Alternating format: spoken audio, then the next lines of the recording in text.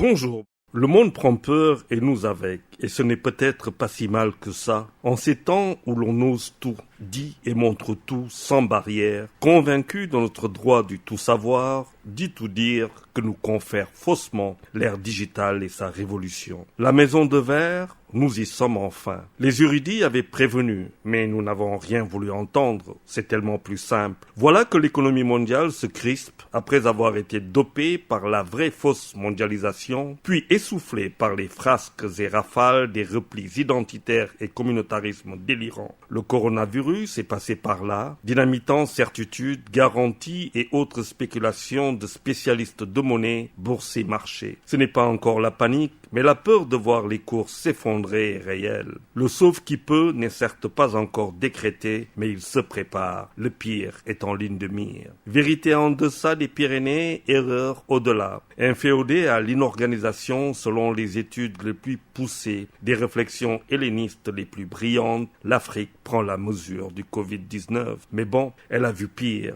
Sauf que ce coup-ci, le virus coronaire fait son entrée sur ces terres dans la peau de ses visiteurs étrangers. Pour une fois, Africa ne transmet pas le virus, au contraire, elle le réceptionne. Mais faut-il s'en étonner? Le futur du monde qu'elle représente est désormais couru par ce même monde. La crue mondiale y débordera. Alors préparons-nous à vivre, ou plutôt à revivre des arrivées massives d'investisseurs, de travailleurs et chômeurs et des ménages d'ailleurs qui ne verraient leur salut social, voire humanitaire qu'en cam, n'est-ce pas Wakam? Le meilleur du coronavirus est justement cette réflexion à laquelle nous invite mon ami et frère Aliba. Puis chacun d'entre nous combattre le spontanéisme et le graoul pour s'imposer une rigueur, un respect sacré des règles et normes qui doivent régir toute vie collective, surtout dans les grandes agglomérations urbaines. Transposées dans le monde politique, celui des affaires sociales et économiques, ces valeurs auront forcément pignon sur rue dans la bonne et sobre gouvernance, dans la transparence et le respect des rendez-vous électoraux,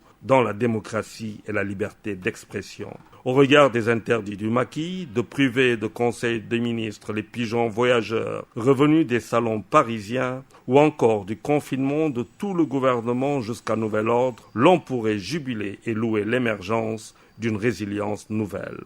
D'autant que la remise à l'endroit de notre ADN, normée à l'indiscipline notoire, est devenue une nécessité, dit le maquis. Reste quand même à dire au même maquis que la reconversion devrait être conjuguée d'abord par lui-même, ensuite par nous et pour nous tous, pour notre plus grand bien. Les Sénégalais n'attendent pas de voir les théoriciens de son troisième mandat exclus du Conseil des ministres, c'est le cadet de leurs soucis et je prie le maquis de me croire. Certes, ils exigent de lui des réponses à leurs préoccupations sociales, économiques, sanitaires, etc., mais aussi de la grandeur. Et ça ne se négocie pas. Ouattara l'aura lui-même compris. Quant au coronavirus, pas besoin d'un dessin. You are not welcome. Juma Mubarak et bon week-end à tous.